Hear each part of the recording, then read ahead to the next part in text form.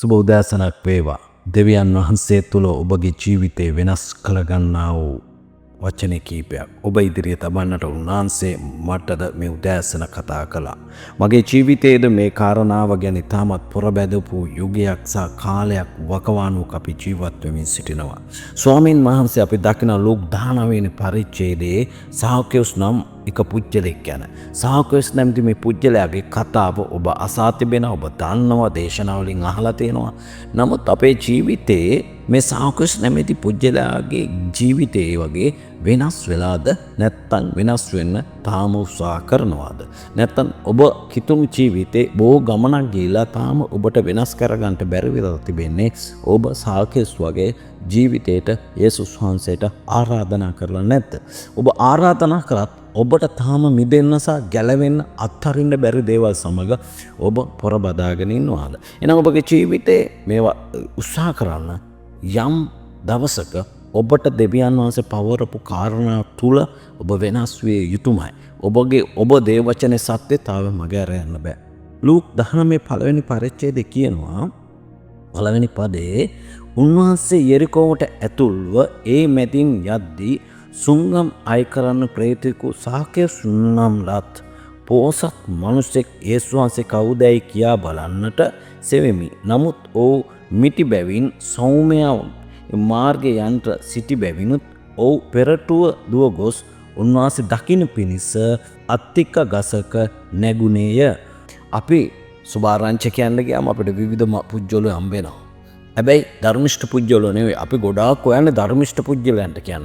ධර්මිෂ්ඨ පුජ්‍යලයන්ට තමයි අපේ ගමනාන්තයේ රැඳී තිබෙන්නේ. නමුත් තේරුම් ගන්න ඕනේ අපේ මුල් ප්‍රේමය අපිට අමතක වෙලාද? අපේ ස්වභාවය අමතක වෙලාද? අපේ ස්වභාවය අපි යේසුස් වහන්සේ පිළිගන්න ඉස්සෙල්ලා හිටපු තැන අපිට අද අමතක වෙලාද? සාකේයුස්ගේ ජීවිතේ වෙනස් වූ තැනක්. සාකේයුස් උනන්දුව සාකේයුස් යේසුස් වහන්සේ ගැන ආරංචි වුණාම ඔව් තාමත් උනන්දු වෙනවා සෙනග අතර කියලා. හැබැයි සෙනග අතර උට යන්න බෑ. මොකද සෙනග වැඩි, තෙරපියම් වැඩි, තරම් උස්සන්නේ නැති පුජ්‍යලේ. ඔව් ඒ ස්ථානයේ තිබෙන අත්තික්ක ගහක නැගලා ඔව් යේසුස් වහන්සේ බලන්න ඉතාමත් ආසාව වෙනවා. යේසුස් වහන්සේ ඒ අත්තික්ක ගස යටටම ඇවිල්ලා සාකේයුස් ගහින් බිමට බැහැපන් කියලා කියනවා. සාකේයුස් බහිනවා. හැබැයි යේසුස් වහන්සේ ස්ථානයේ කියනවා පැහැදිලිව අද මම සාකේයුස්ගේ නිවසේට එනවා. සාකේයුස් ප්‍රීති වෙනවා. නිවසට පැමිණීම කරුණු කොටගෙන ඒ ආරාධනාව පිළිගත්තා යේසුස් වහන්සේ. යේසුස් වහන්සේ නිවසට ගියා. හැබැයි ඒ නිවසට ගියාට පස්සේ සාකේයුස්ගේ ජීවිතේ බොහෝම වෙනස්කම් සිදු වුණා. ඒ තමයි සාකේයුස් කියන පුජ්‍යලයා ඒ රටේ බොහෝ බතු අය කරන්නෙක්ව සිටියා.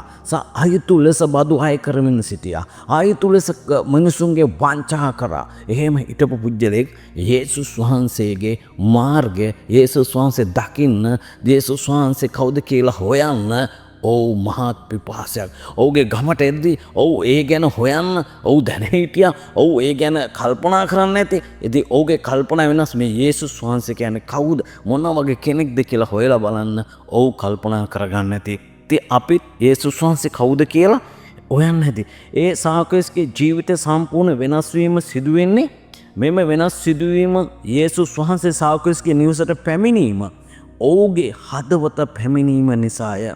අපගේ යේසුස් වහන්සේ අපේ ජීවිතේ අන්ධකාරය නැවතී තිබුණු තැන් අපි යේසුස් වහන්සේට ආරාධනා කරාම උන්වහන්සේගේ කරුණාව තුළින් ඒ දේවල් නිදහස් වෙන්න යනවා. අප යේසුස් වහන්සේ තුල අලුත් මැවිලක් බව පත් වෙනවා. ඒ පත්වීම ලබා ගැනීම නම් සාකේයුස්ගේ ආරාධනාව යේසුස් වහන්සේ අද කියන මම ඔබගේ නිවසට එනවා කියලා. ඒ ආරාධනාව අපේ ජීවිතයට ලබන්නට ඕනේ. ඒ ආරාධනාව ඇතුලේ තමයි ඔබ මා ප්‍රේමවන්තයනි වෙනස් විය යුතුව තිබෙන්නේ. සාකේයුස් වෙනස් වෙච්ච කෙනෙක්. ඔව් ආයතුලෙත ගත්තේ දේවල් ඔව් දෙගුණේ අතරගුණෙන් දෙනවා කියලා ප්‍රකාශ කරා. අන්න ඒ නිවසට අද සුභාරංචිව කියලා යේසුස් වහන්සේ ගේනවා. ඔබගේ ජීවිතේ දිනපතා සුභාරංචිය නැමැති මේ වචනය, ජීවනයේ වචනය ඔබගේ ජීවිතය තුල තිබෙන්නට ඕනේ. සාකේයුස් කියන එක කතාවක් විතරක් නෙවෙයි. මේ කතාව ඇතුලේ ඔබට මට ආත්මිකව ජීවිතේ යමක් ගන්න ඕනේ. මේක අරගෙන විතරක් බෑ. මේක තේරුම් කරගෙන විතරක් බෑ. හැබැයි ජීවිතයේ ඇතුලේ ශාවකයන්ට ඇතිවුණු බලපෑම ඔබේ ජීවිතේ අද යේසුස් වහන්සේ කරමින් ඉන්නවද කියලා ඔබ විමසලා බලන්න. ඔබ විමසලා බලන්න. ඔබ දුවනවා බොහෝ තැන්වලට. ඔබ දුවන එකේ සීමාවක් නැහැ. නමුත් ඔබ ලබාගත් දෙයක්වත් නැහැ. නමුත් ඔබ පසු හැරිලා ඔබ ගැනම විමසලා බලන්න. ඔබ ඇත්තටම නැවතිලා ශාවකයෝ යේසුස් වහන්සේට ආරාධනා කරා. ශාවකයෝ යේසුස් වහන්සේව බලන්න මාත් ආශා වුණා. හැබැයි ඒක යේසුස් වහන්සේ දකින්න ඔව් ආසා වෙච්ච පුද්ගලෙ අපි යේසුස් වහන්සේ දකින්න ආසයි. හැබැයි වෙනස් වෙන්න කැමති නෑ. වෙනස් වීම තුළට අපි එන්න කැමති නෑ. අපි අවංක භාවය නැහැ. අපි අවංක භාවය කිලුටු වෙලා වැටිලා තිබෙන තැන්වලට ගින්තින් මිනිස්සු අද ප්‍රඥාවට දැනගැන්මට බලයට මිනිස්සු බොහෝ ගෞරව කරනවා. නමුත් යේසුස් වහන්සේට ගෞරව කරන්නේ නැහැ. හැබැයි ශාවකයෝස් තමන් අයිති ලෙස ගත්ත දේවල් වෙනස් කරන්න ඔව් තීරණය කරේ ඒ නිවසේදී යේසුස් වහන්සේ. ඒක යේසුස් වහන්සේට එන බලන්න අද මේ නිවසට ගැලවීම හම ඔබගේ නිවස ඇතුලේ ගැලවීම රැඳී තිබෙනවද කියලා ඔබ කල්පනා කරන්න. ශාවකයස් වගේ තැන් කොතනරි අපි ඉතුරු වෙලා ඇති. ශාවකයස්ගේ ජීවිතේ වෙනස් වෙච්ච තැන් නැතුව ඇති. ශාවකයස් සාමුලින් වෙනස් වුණා බව ප්‍රීතිය නිවසට ආවා. ඒ ප්‍රීතිය තුල නිසා තමයි අතර ගුණයක් දෙගුණයක් අන් අයට දෙන්න තීරණය කළේ. එහෙනම් ඔබගේ ජීවිතේ යේසුස් වහන්සේට ඔබ දෙන්නලා තියෙන දේ ශාවකයස්ගේ මුළු ජීවිතේට වගේ ඔබ තැන් ඉතුරු කරගෙන තිබෙනවද කියලා බලන්න. ඒ දේවල් නිසා ඔබට ඉදිරියට යන්න බැරුව ආශිර්වාදයක් නැතුව ඔබ ලත වෙලා තිබෙනවා. ඔබ තාම කුමක්ද සොයමින් යන්නේ? තාම කුමක්ද ඔබ සොයමින් යන්නේ? තාම ඔබගේ ජීවිතේ සත්‍යතාවයේ යේසුස් වහන්සේ වටහා ගන්නට බැරුව ඔබ සිර වෙලා තිබෙනවා. ඒ සිරවීම නිසා කුමක්ද සිදුුනේ? ආලෝකය ඔබගේ ජීවිතේ නැතුව වෙලා තිබෙනවා. යේසුස් වහන්සේගේ මාත් ප්‍රේමය, මාත් කරුණාව, මාත් දයාව ඔබගේ ජීවිතේ ලබන්නට ඕනේ. එහෙනම් යේසුස් වහන්සේ ශාවකයෝ පසුතැවිලි වීම වචනේ ඇසූ විට ගැලවීම අද මේගදරට පැමිණියේ යයි කීසේක. ශාවකයෝ අතිශයින්ම නේද ඔහුගේ පාපේ නැවතී සිටි තැන් නමුත් දැන් ගැලවීම ලැබුවා. එහෙනම් ගැලවීම ලැබුවා නම් ගැලවීම තුළ ජීවිතේ ඔබ මා ගමන් කරන්න ඕන ප්‍රේමවන්තයනි. ගැලවීම නැති කරගන්න එපා.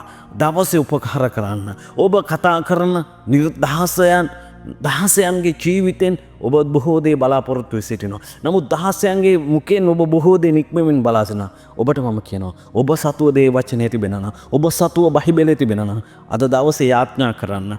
ඔබ බලන බයිබල් කොටස තුල ස්වාමීනි මට අද මේක එළියතරව වෙන්න. මට මේක තේරුම් ගන්න උපකාර කරන්න. මේ කතාව ඇතුළේ මගේ ජීවිතේට බලපෑමක් ඇති වෙන. මගේ ජීවිතය තුලින් තව කෙනෙකුට බලපෑමක් ඇති වෙන පිණිස මාව පාවිච්චි කරනු මැනව ස්වාමීන් වහන්සේ. ඔබගේ ਸਰව බලධාරී දෑතට මගේ ජීවිතේ බාර කරන. ශාවකයන්ගේ ජීවිතේ වෙනස් වුණා වගේ මගේ ජීවිතේ අවංක වෙනස් වෙන්න ඕනේ. ඒ කියලා ඔබ යාත්‍රා කරන්න. ඔබගේ ජීවිතෙන් බලපෑමක් අන් අයට නොවුනොත් ඔබගේ ජීවිතය තුළ ඔබ දකින්න ගමන තුළ ඔබ අසාර්ථක කෙනෙක් වෙනවා. ඔබ සාර්ථක කෙනෙක් වෙන්න නම් දේව වචනේ අනුව ඔබගේ හදවතට ඒක තීරණය අරගෙන ශාවකයන්ගේ සාමුළු වෙනස් වීම, ඒ නිවසට ගැලවීම පැමිණීම, ශාවකයන්ගේ ජීවිතේ බලපෑම ඒ රටට ඒ පළාතටම ලැබුණාසේ ඔබත් යාත්‍රාවෙන් ඔබ ඉන්න නිවස තුළ ඔබගේ දේව වචනේ, ඔබගේ දේවදාසයාගේ දේව වචනයට ඇවුම්කන් දෙමින්